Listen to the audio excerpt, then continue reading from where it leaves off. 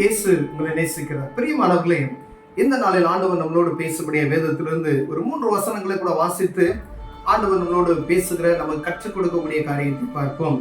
அது 1 தெசலோனிக்கேயர் புஸ்தகம் 4வது அதிகாரம் 4, 5, 6 வசனங்கள் இப்படியாக சொல்லுகிறது. தேவனை அறியாத அஞ்ஞானிகளைப் போல மோக இச்சைக்கு உட்படாமல் உங்களில் அவன் தன் தன் சரீர பாண்டத்தை பரிசுத்தமாயும் கனமாயும் ஆண்டு கொள்ளும்படி அறிந்து, இந்த விஷயத்தில் ஒருவனும் மீறாமலும் தன் சகோதரனை வஞ்சியாமலும் இருக்க வேண்டும்.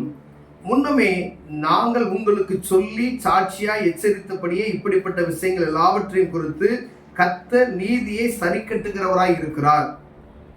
தேவன் நம்மை அசுத்தத்துக்கல்ல பரிசுத்தத்திற்கே அழைத்திருக்கிறார். பிரியமானவர்களே, ஆண்டவரை அறியாத ஜனங்கள் மோக இச்சைக்கு உட்பட்டு இருக்கிறார்கள் என்று வேதம் சொல்லும். ஆண்டவரை அறிந்து கொண்டவர்கள் அப்படின்னா எல்லாவற்றிலும் ஒரு கட்டுப்பாடு, பரிசுத்த ஆவியானவர் கட்டுப்பாட்டின் ஆவியை நமக்கு கட்டுப்பாடை கொடுத்திருக்கிறார். எல்லாருக்கும் அந்த ஆசை பாசங்க எல்லாமே இருக்கும். ஆனா அதை அடக்கி ஆளத்தக்கதான ஒரு பரிசுத்த ஆவியானவரோடு கூட இருக்கிறதை நாம் புரிந்து கொள்ள முடியும். பிரியமானவர்களே, மீறுதல்கள், கோபங்கள், அசுத்தங்கள் நம்மை எதிர்கொண்டு வரும். ஆனால் அதை எதிர்த்து போராடுவதற்கு பரிசுத்த ஆவியார் நமக்கு துணை செய்து கொண்டிருக்கிறார். எல்லா மனிதருக்கும் அந்த போராட்டம் இருக்கும். அந்த போராட்டத்திலிருந்து நம்முடைய பாண்டத்தை, சரீரமாகி அந்த பாண்டத்தை பரிசுத்தமாய் காத்து கொள்வதற்கு அப்படி ஆண்டவர் சொல்லுகிறார். அந்த நமக்கு தான் கையில ஆண்டவர் கொடுத்திருக்கார். பாருங்க, உங்களில் அவனவன் தன் சரீர பாண்டத்தை பரிசுத்தமாய் கனமாயும் ஆண்டு கொள்ளும்படி, உங்க சரீரத்தை பரிசுத்தமாய் கனமாய் ஆண்டவருக்கு விருப்பமாய், ஆண்டவர் பிரியப்படுகிறமாய் விதமாய் நாம் நடந்து கொள்ள வேண்டும் என்று ஆண்டவர் விரும்புகிறார். பிரியமானவர்களே, இந்த விஷயத்தில் ஒருவனும் மீறாமலும் தன் சகோதரனை வஞ்சியாமலும், அருவருப்பான எந்த ஒரு காரியத்துக்கு இடங்கூடாமல் சகோதரனுடைய காரியங்கள்ல வஞ்சியாதபடி எச்சரிக்கையா இருக்கும்படி, ஆண்டவருடைய பிள்ளைகளுக்கு விரோதமாய் எந்த ஒரு காரியம் செய்யாதபடிக்கு ஜாக்கிரதையா இருக்கும்படி ஆண்டவர் பேசுகிறார். உங்களுக்கு சொல்லிய சாட்சி எச்சரித்தபடியே எல்லா ஊழியக்காரங்களும் நமக்கு என்ன சொல்லி கொடுக்குறாங்க? தீமை செய்யாதீங்க, அடுத்தவங்களை வஞ்சிக்காதீங்க, மற்றவங்க பொருளை வஞ்சிக்காதீங்க.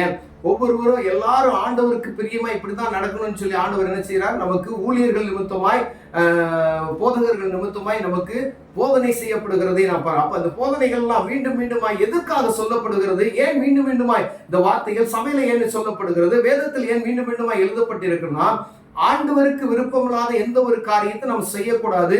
அப்படி செய்தால் தேவனுடைய கோபாக்கினை நம்மளை சேரும் என்பதற்காகவே ஆண்டவர் இப்படிப்பட்டதான காரியத்தெல்லாம் நீ செய்யாத, ஆண்டவருடைய தங்குகிற ஆலயம் நீங்களே அந்த ஆலயம் என்று சொல்லியிருக்கிறாரே, அந்த ஆலயத்தை நீங்கள் பரிசுத்தமாயும் கனமாயும் நீங்கள் ஆண்டு கொள்ள வேண்டும் என்பதற்காக, உங்க சரீரத்தை நீங்கள் பேணி காத்துக்கொள்ள வேண்டும் என்பதற்கு ஆண்டவர் சொல்லுகிறார். பிரியமானவர்களே, தேவன் நம்மை அசுத்தத்திற்கல்ல பரிசுத்தத்திற்கே அழைத்திருக்கிறார். பாருங்க, பரிசுத்தர் ஆகையால் நீங்கள் என்ன செய்யுங்க?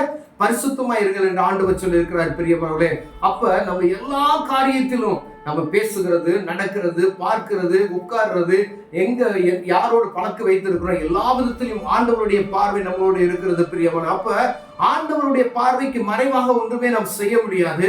அப்ப நம்முடைய வாழ்க்கை நடைமுறைகள் ஒரு மாற்றம் வேணும். அவன் ஆண்டவர் பார்க்கிறாரு, இதை நான் செய்யலாமா செய்ய வேண்டாமா என்று உங்களை மூப்பர்களோட நம்ம கேட்கணும்.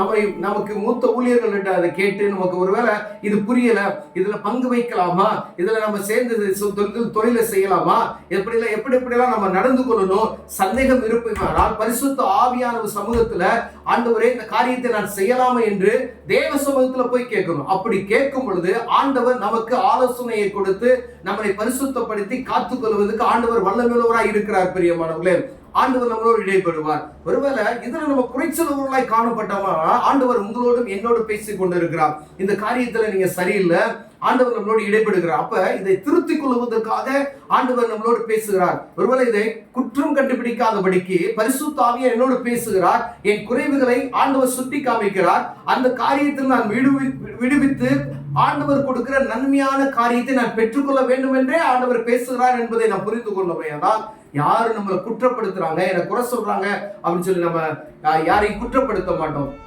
இது ஆண்டவர் என்னோடு பேசுகிறார் என்கிற அந்த வைராக்கியம் நமக்குள்ள வரணும். இயேசு என்னோடு பேசுகிறார், வசனம் என்னோடு பேசுகிறது என்று நாம் அதை புரிந்து கொண்டோமையா ஆண்டவர் நம்மை ஆசீர்வதிக்க வல்லமையுள்ளவராக இருக்கிற பிரியமான ஒருவேளை இந்த காரியத்தில் நம்ம குறைச்சொல்ல உள்ளவராய் இருந்தோமாயினால், ஆண்டவரை அறிந்து கொண்ட பிள்ளைகள், அறியாத பிள்ளைகளை நம்ம குற்றம் சொல்லவே முடியாது.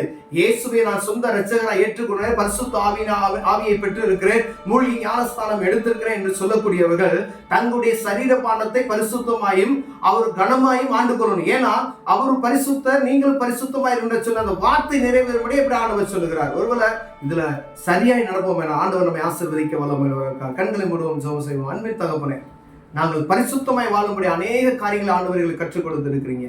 கடைபிடிக்க கிருபை பாராட்டுங்க. இயேசுவின் நாமத்தில் பிதாவே, ஆமென்.